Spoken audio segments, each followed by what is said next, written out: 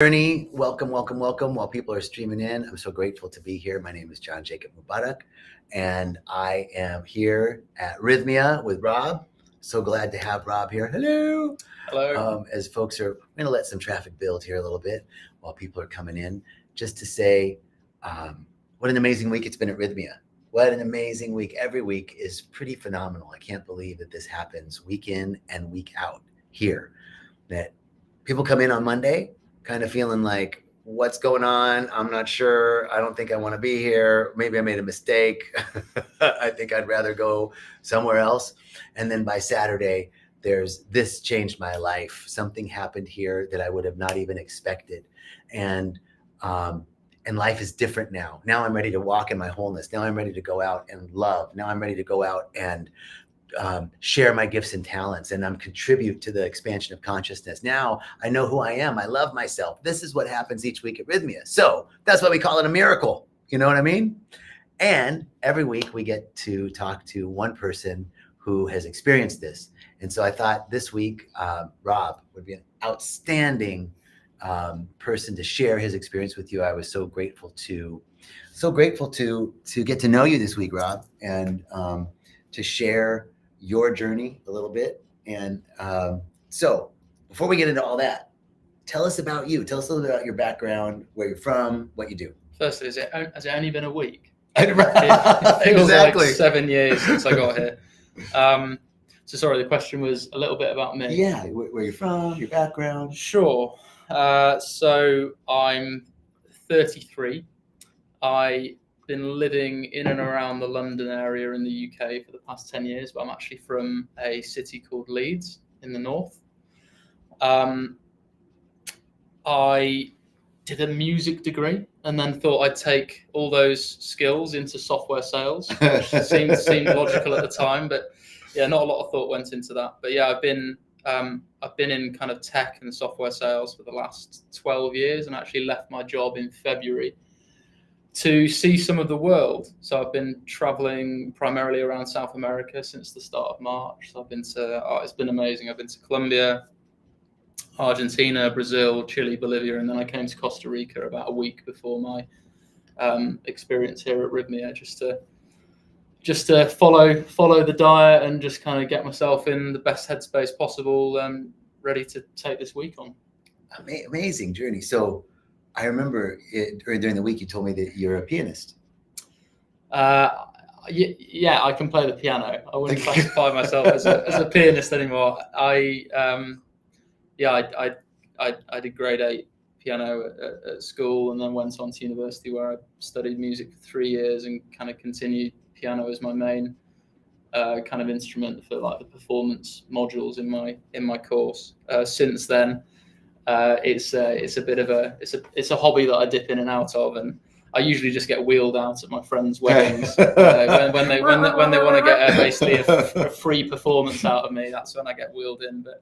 But yeah, I don't play as much as I probably should. Did you have a genre that you focused on or that you love more? I was trained classically, but I think I was probably pushed more by my parents and my music teacher than it was actually like my own passion for classical music. It's probably not something that really resonated with me. I kind of prefer more modern kind of contemporary stuff. So that's kind of what I do now when I'm just doing it for fun.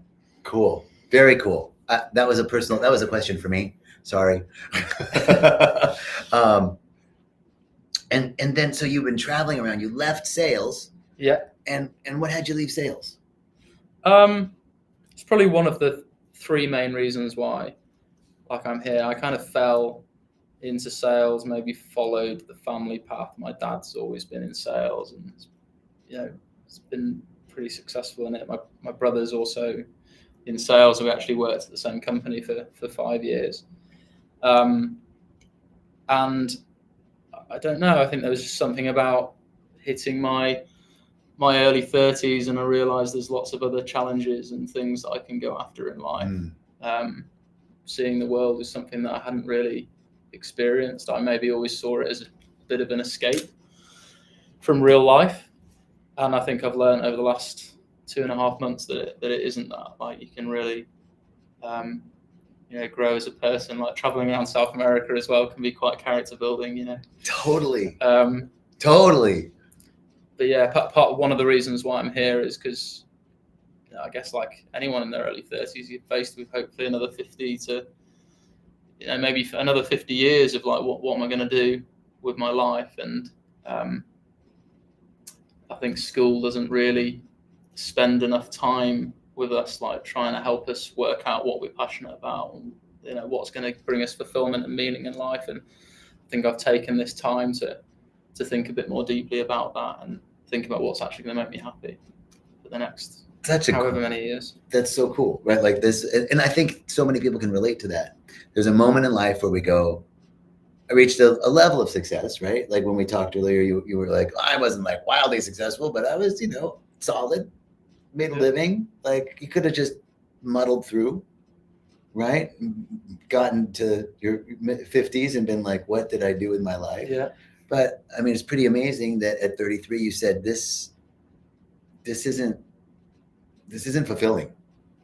Yeah. And I might end up going back to sales. I've had some great times in sales, and I don't want to disregard that. But I think sometimes in life anyway, for me, it's important to take some time out and reflect on what's worked well for you and what's maybe not worked well for you over the previous years. And then you can, by taking yourself out of work for that time, if you can do that, obviously, then it buys you that time to really think properly and deeply. Well, that's why we call it a retreat. Yeah. Right. You're retreating from life. Yeah. You're taking yourself out, and you had the good fortune to be able to travel around South America. And what called you to plant medicine? I mean, I've had a health issue since I was 19. I kind of had struggled with gut health problems, and it's been a big theme of my 30s, like trying to reverse those problems and reach, in my mind, what optimal health is, which is kind of what I had up to the age of 19. And I've dabbled a lot in natural and plant-based medicine, nothing like ayahuasca, but I have kind of experimented with different supplements, natural supplements. You had mentioned that you've been working on, you had this gut health issue. Yeah. And you've been working on it and trying so many things, and it had been years, several years. Yeah. And then it started to affect other areas of your life. Yes. What are the other areas that it was affecting? Well, I'm sure this is probably the same for lots of different healthcare systems across the world, but yeah, I haven't had a lot of brilliant support from the UK health system. So I've had to learn a lot of this myself, and it's been a lot of trial and error. And I don't know, I think whilst it's always bothered me, throughout my 20s, I kind of was quite happy to just kind of get on with life, despite the fact that I had this problem. And, I didn't really struggle mentally with that side of things. But I think in my 30s, I don't know what changed, but I just placed a lot more emphasis on just feeling as good as I can. I guess I've wanted to make sure that I'm operating at my absolute, I want to reach my potential. And to do that, you need to feel as good as possible. And to feel as good as possible, particularly if you've got a health issue, you need to take control of that aspect of your life. So that's what I've tried to do. And I've got very close at times to reaching that kind of optimal health, and to then have a knockback right when I thought I was making great progress. And that's probably happened 2 or 3 times in my 30s. And to be honest, that's really, that's kind of really broke me a few times. Yeah, I can imagine. And then it's to answer your question, it does seep into other parts of your life.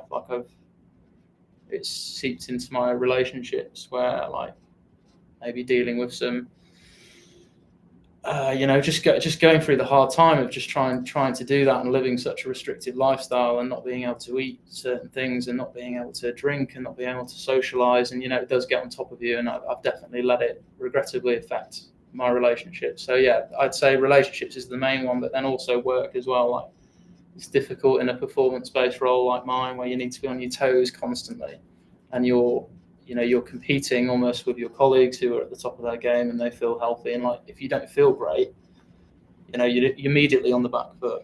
So, there's a saying that, the person who's healthy has lots of ambitions and ideas and prayers, for what they want in life. The person who's unhealthy has one prayer.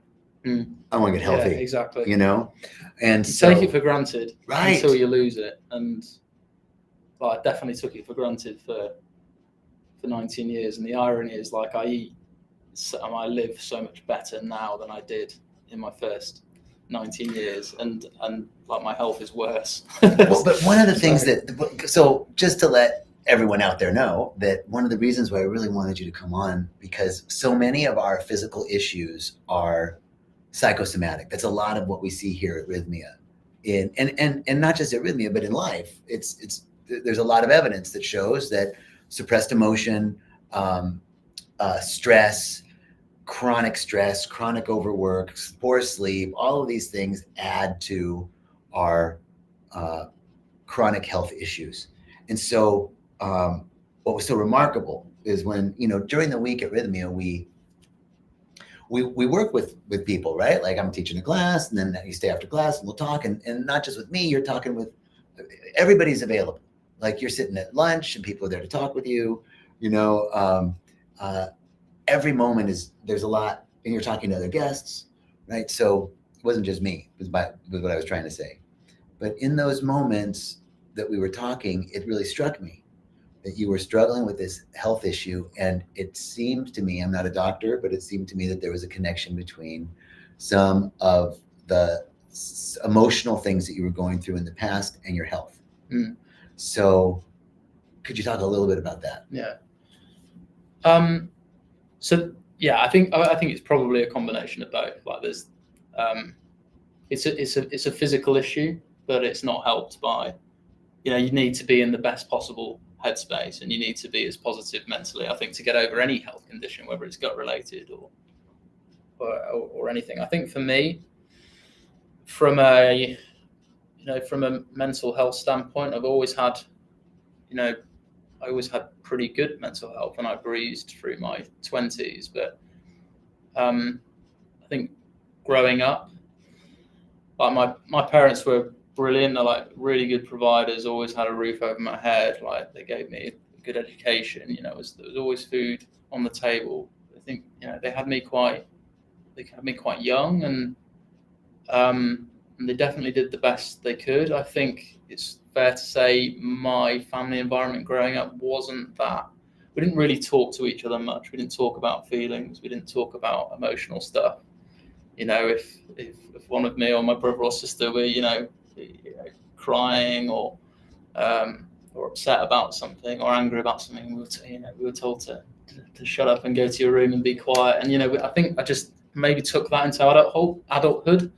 I just didn't really have an outlet for. Mm-hmm. I didn't have anyone to talk to, or maybe I didn't like showing vulnerability, or I'd kind of been conditioned to think that you don't talk about this kind of stuff. And I think I've definitely taken that into adulthood, where maybe I've just stored a lot of, we all go through hard times. I'm no different to anyone else. And if you're storing all of that inside you for 33 years and you're never letting it out, you're never talking to anyone, whether it's a therapist or a family member or a friend, like, it's going to build up 100%, over time. Yes. So let me ask you. Yeah. So this is kind of a little background, and then you came to Rythmia. Yes. And you drank the medicine. Yes. And tell us a little bit about what happened when you drank medicine at Rythmia. Well, it's been a week of ups and downs. So there's 4 ceremonies, Monday, Tuesday, Wednesday, Thursday. So pretty much the first 4 full days that you're at the retreat. And my first ceremony, not a whole lot happened, in all honesty. I started to maybe think I've got quite a high threshold for this ayahuasca stuff. And so the first ceremony was pretty uneventful, in all honesty. Seemingly. At least it felt like that at the time. And then the second ceremony kind of hit me a bit more. And I remember thinking I've just had one of the greatest nights of my life. I went on a crazy trip, saw all these kind of visions, but didn't really make any progress with the intentions that brought me here. But I thought, this is progress. And then I got to the third night. Wait, I have to say, I remember seeing him. It was Tuesday, maybe Wednesday morning, right? Second ceremony. So Wednesday morning, yes. I saw you, and I was like, "Hey," and you're like, "I had a corker." It was. I actually had to be.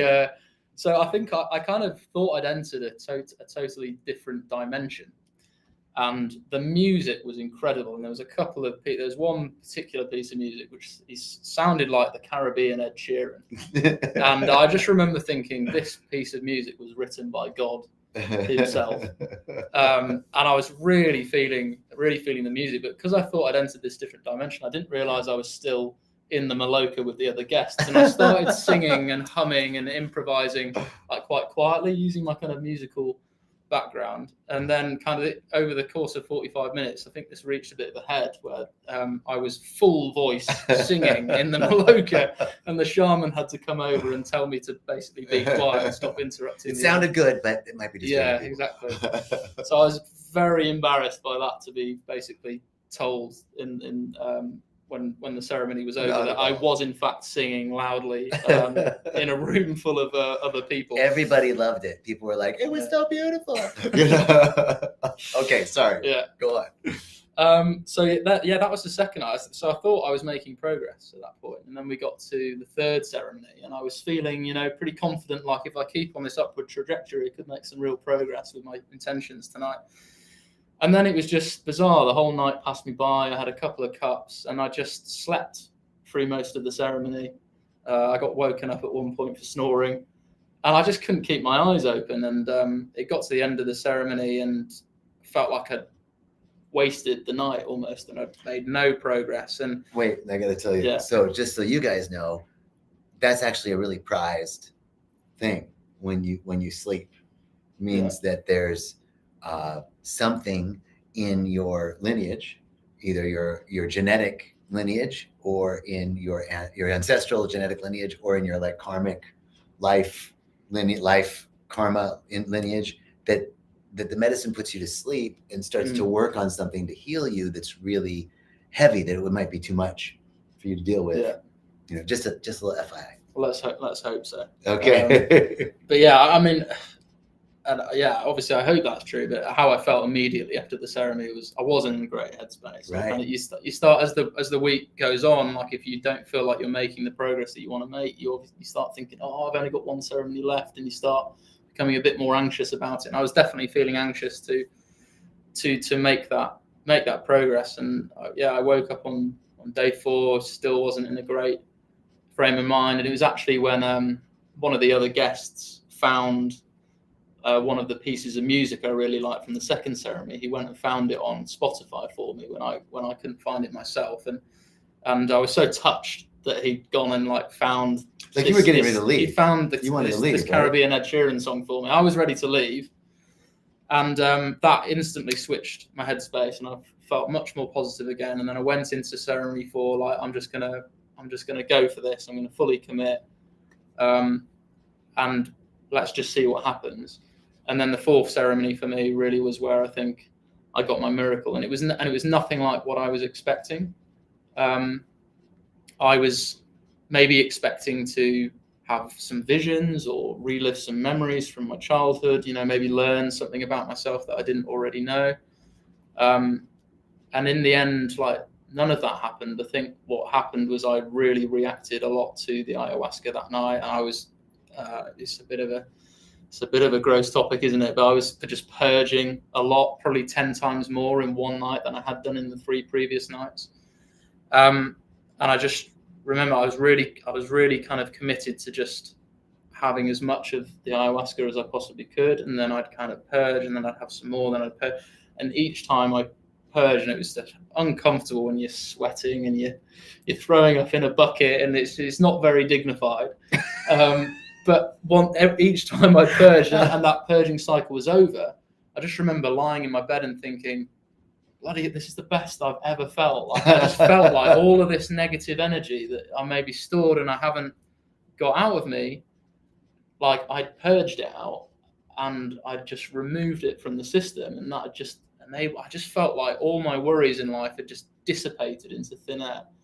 And as I said, it wasn't the miracle I was expecting, but I think it's the miracle like I needed. And Yes. I'm going to be traveling around Costa Rica for another week. Then I go to the US. Then I go to Lisbon, and then I'm going to be home mid-June. And I just feel like I can have a fresh start, feeling renewed, ready to take on life again in the best possible mindset. So I couldn't have asked for much more. I love it. And this is like such a typical week at Rythmia, right? Like people are going through and it's really showing us this level of how much we push ourselves, how much we are striving to get something that and how we think things should be, you know, and the whole time it's working together for our good. This is a spiritual principle, that everything is working together for good. I didn't say everything was good, but that everything's working together for good. And each step of your journey, from the things that got you here, the trials, doubt and worry in life, the sort of what's life, the ennui, you know, what is life? What's the purpose of this? I'm 33 and I'm doing sales and all that that sent you on a trip, that had you travel around Central and South America, that called you to Rythmia and your gut issues and all of that brought you to, and then even each day of the week, doubting something was happening, getting ready to leave, all of that was perfectly in line to bring you to a Thursday night and then Friday and Saturday, and you've like leaving feeling like you're ready to take on the world, and that you released a lot of negativity. So that's just beautiful, really beautiful, brother. Thank you so much. No worries. For sharing and taking the time, and thank you all for joining us. And we'll be back next week with another I Got My Miracle, and I'll do Walking the Path on Thursday. Jerry's on Tuesday. All right, you guys, thank you so much. Peace and blessings. Oh, did you want to say anything? The food's excellent, by the way, and the spa. The massages are great. Ask for Joanna. I didn't ask about tell us a little bit about the resort. Tell us about the resort. The resort's amazing. It feels 5-star in every sense. And the facilities are brilliant. As I say, the food, as someone who takes like my side passion is nutrition because of everything I've been through, and the food is incredible and very much in line with what I think kind of healthy, wholesome eating should be. The spa facilities are amazing. Loved hitting the cold bath just before a ceremony. Cold plunge, sauna, massage, gym. Everything's very comfortable. You get here and like everyone knows your name instantly, and you feel like they've just been preparing for your arrival for weeks. So yeah, and it's just and obviously the guests, like it's amazing to be around like-minded people. Yeah, everyone's here for similar reasons, and the bonding experience that you have by connecting with the other guests, like you do make friends for life. And I'm always going to look very fondly back at the staff and the guests and all the connections that I've made in the week that I've been here. Thank you, brother. Thank you all. Have a beautiful day. We'll see you soon. Come check us out at Rythmia. Call the number. Thank you all. Bye.